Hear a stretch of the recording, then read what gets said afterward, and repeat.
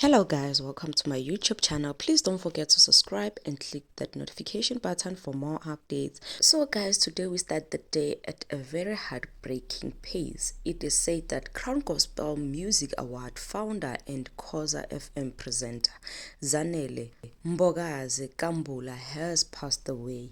So guys, social media has been flooding by messages of condolence. Mabuza Kambula died at the Parklands Hospital in Durban in the early hours of Monday following a battle with the lung cancer. Her husband, Bishop Mpendula Kambula, confirmed the passing of the 52-year-old in a statement. "We are grateful for all the prayers, love and support we received throughout her sickness. The family would appreciate privacy as we navigate through this challenging time. The memorial service and funeral service details will be announced in due course."